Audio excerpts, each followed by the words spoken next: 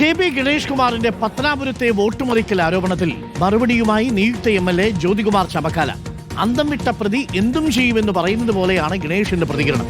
ഗണേഷ് കുമാറിന് കഴിഞ്ഞ വർഷം ലഭിച്ചതിലെ 7000 വോട്ട് ലഭിച്ചത് തനിക്കാണ്.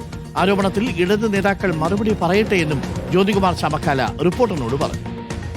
തോറ്റ സ്ഥാനാർത്ഥി എന്തും പറയും. വസ്തുതകളുടെ അടിസ്ഥാനത്തിൽ വേണം സംസാരിക്കാൻ. എനിക്ക് ഈ തെരഞ്ഞെടുപ്പിൽ എല്ലാ വിഭാഗം ജനങ്ങളുടെ വോട്ട് ലഭിച്ചിട്ടുണ്ട്.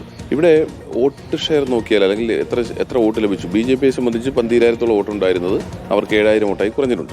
ആ 5,000 വോട്ടിൽ എനിക്ക് ലഭിച്ചു എന്നാണ് അദ്ദേഹം പറയുന്നതെങ്കിൽ അദ്ദേഹത്തിന് ലഭിച്ചിരുന്ന 67,000 വോട്ട് 60,000 ചുരുങ്ങിയിട്ടുണ്ട്. അതെങ്ങോട്ട് പോയി? അദ്ദേഹത്തിന് കഴിഞ്ഞ തെരഞ്ഞെടുപ്പിൽ ലഭിച്ച 67,000 വോട്ട് 60,000 കുറഞ്ഞപ്പോൾ ആ 7,000 വോട്ട് എങ്ങോട്ടാണ് പോയത്? അതെനിക്ക് ലഭിച്ചിട്ടുണ്ട്. അദ്ദേഹത്തിന് ലഭിച്ചുകൊണ്ടിരുന്ന വോട്ട് എങ്ങോട്ട് പോയി എന്ന് അദ്ദേഹം ഒന്ന് പറയട്ടെ. അതൊരു പ്രധാനപ്പെട്ട ചോദ്യമാണ് അല്ലേ? A.V. ജയശങ്കർ നമുക്കുമുണ്ട്. ജയശങ്കർ, അത് ശരിയാണല്ലോ. 67,000 വോട്ട് ഗണേഷ് കുമാറിന് കിട്ടിയ 7,000 വോട്ട് എങ്ങോട്ട് പോയി എന്നുള്ളതും പ്രധാനപ്പെട്ടതാണ്. ശരിയാണ്, BJP കാൻഡിഡേറ്റിന്റെ സ്ഥാനാർത്ഥി വോട്ട് അവിടെ കുറഞ്ഞിട്ടുണ്ട് 5,000 വോട്ട്. പക്ഷേ ഗണേഷ് കുമാറിനും 7,000 വോട്ട് കുറഞ്ഞു. അപ്പോൾ വസ്തുതയുടെ അടിസ്ഥാനത്തിൽ സംസാരിക്കുകയാണെങ്കിൽ BJP വോട്ട് പൂർണ്ണമായും ചാമക്കാലയ്ക്ക് ഷിഫ്റ്റ് ചെയ്തു എന്ന് നമുക്ക് പറയാനാവില്ല.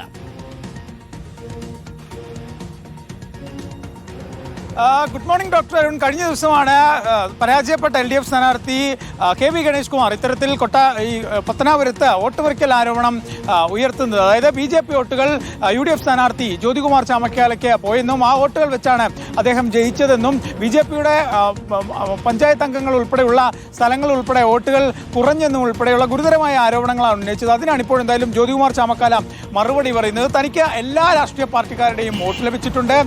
തനിക്ക് ഇവിടെ വോട്ട് വീതം ഉയർത്താനായത് LDFിന്റെയും BJPയുടെയും ഒപ്പം തന്നെ എല്ലാ പാർട്ടിക്കാരുടെയും UDF എല്ലാ വോട്ടുകളും ചേർന്നുകൊണ്ടാണ് ഇത്തരത്തിൽ തനിക്ക് ഈ മണ്ഡലത്തിൽ ജയിക്കാനായത്.